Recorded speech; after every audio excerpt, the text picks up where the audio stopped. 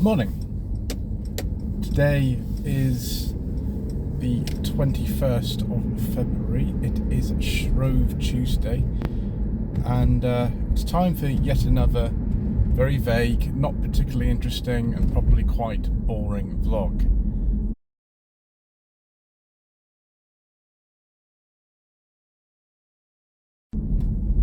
One of the things that I'm aware of is lots of you are waiting for an update on this situation with a replacement car for the Volvo C70, and at the moment there's really not an awful lot to report. Those of you who are on the Seat Toledo Mark IV and Rover 45 V6 channel membership levels, you will see this video soon after it's made. Those of you who are not, and please don't feel under any obligation to contribute financially towards the channel, I'd much rather you watch the videos all the way through, subscribed, liked and commented. That is all free and it makes an enormous difference. I can't tell you how much difference that makes. But yeah, if you want to see the videos in advance, then that's what you can do. Rest of you, you'll see this update, well, you know, I think it's something like 3 or 4 weeks later. Maybe we would have got something in that time, maybe we won't. So yes, the car was sold some weeks ago now. I can't remember how many weeks ago it was. It went, and as far as I'm concerned, that's it really. I don't really have anything further to discuss about that. But what I will say is I won't probably try to sell any more cars using channel videos anymore. Too many people contacted me and accused me and Mr. Coleman of being idiots, shoved their own opinion in there when it wasn't really wanted, without properly actually listening to what we said in the video. You've got to really remember about any video that you see on YouTube that someone doesn't know who you are. I don't know who you are unless I've actually met you in real life. I don't know who you are. And so if you're going to kind of make quite strong opinions about things, about what I should do with my cars and my money, I'm not necessarily going to take too kindly to them, because I have no idea who you are if I haven't met you. And you know, people clearly hadn't done that, and I'm thinking in some ways taking that video down completely, because it makes me a bit sort of sad and upset really. A lot of people were kind of like that. A lot of people were very nice, a lot of people very understanding, and some people were just sticking their oar in without really listening to what I was saying, where it wasn't really wanted. It was very much not a video to say that I want your opinion on what has happened to the car and what you should do with it. It's like, this is what's happened, do you want to buy it? If you don't, I don't really care. You know, it's just here to sort of help people to might want to buy the car, sort of, you know, have actually some more information about it. In the end, the first person who actually offered me what I thought was a fair sum of money actually was the one who bought it. The video was in some ways quite redundant, but it certainly helped him actually to see, you know, actually what was on with it. And you know, I didn't even need to actually meet him in person in the end. He just came and took the car away. So we probably won't be doing that anymore. I don't sell a lot of cars anyway, really. I tend to sort of hold on to them for a very long time. So that's that. But I hope you'll agree with me that I don't really want to have those sorts of comments on videos about that kind of thing anymore, particularly because it was a very sensitive thing when catastrophic like that had happened, and it was a very big financial loss. And you know, people who were saying these things, I don't think they're very sensitive towards it at all. I don't think so.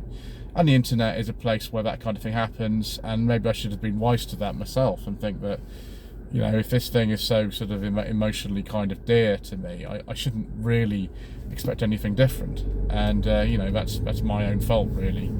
But yeah, just to say that before we go any further. So I've been looking at various sort of options for replacing the car. I'm not in a hurry to do so. We're very privileged actually that we've got lots of other different cars, both ones that we own, the two that we own, and also the one that my mother owns, the one I'm driving at the moment. My mother owns this car, I don't own it. My mother wanted this car and I helped her to find it in 2017. I've just put the service actually for the 6-year service, which will happen probably in May, and we're not in any sort of particular need or hurry to replace it. So if something isn't quite right, then I won't buy it. A lot of people have speculated as to what sort of thing I might replace it with, and I can definitely tell you there's one car that we're not going to replace it with, which is a Rover 75. Much as I like 75s, and I've driven a couple of them, I've driven lots of MGZTs, they're just not me. I've already got a Rover 45 V6. I've almost had it for 3 years, and a lot of you on the channel will know what that's been like. So I don't really at the moment want to have a second Rover. You know, I'm not ruling out in the future getting another Rover at some point, possibly an R8. That's what I'm most interested in actually getting, and I've already owned 2 of them. But yeah, I don't think I'll be getting a 75. Not that it's bad or anything. I don't really see the point in getting something that I don't like as much as the one I've currently got. If that makes sense. Also, you know, it might be another Volvo. It might be. I don't know. Possibly. I've you know, been consulting with Mr. Coleman, rubbish mechanic, about lots of things. I always consult with Mr. Coleman about anything to do with stuff that might be arriving in our family in that way, unless it's like a really modern car, like a Sanyong, in which case Mr. Coleman won't have anything to say about it other than possibly some words that I can't repeat on this channel, because he doesn't like modern cars really at all. So that's very much, you know, for me to, you know, look at other sort of sources, or, you know, what I know myself to do that, because, you know, he's perfectly happy to actually do some work on Sanyong, and, you know, the MOTs can be done at his uncle's garage, which they are registered garage in terms of VAT, and that helps keep the warranty going, and using as close to genuine parts as possible. Because Sanyong, bizarrely, do not sell their genuine parts to anyone else other than Sanyong dealerships.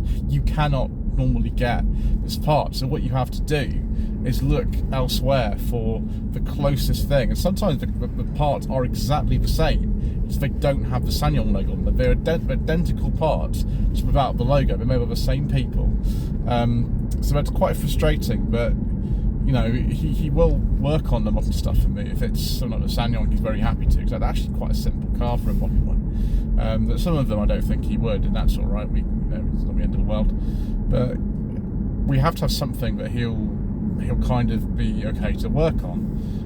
That's one of the main criteria, and you know, I think he does enjoy looking after the cars we have for us. He seems to enjoy it, which is very nice of him. There's some people wouldn't enjoy that.